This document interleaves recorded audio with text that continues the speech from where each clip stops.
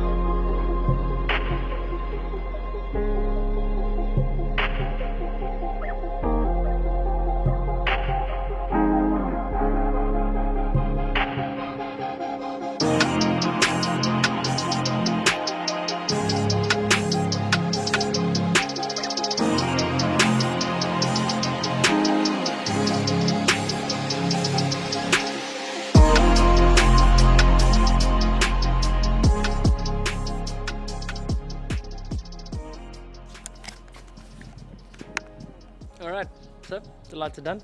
As you guys can see, like I said, it's not an extreme process and I've done this a million times. But we've got her there. She's finished and clear, looking nice and shiny, all ready for the owner. And he'll be collecting the car a little bit later. We actually got another car on the way for the exact same thing.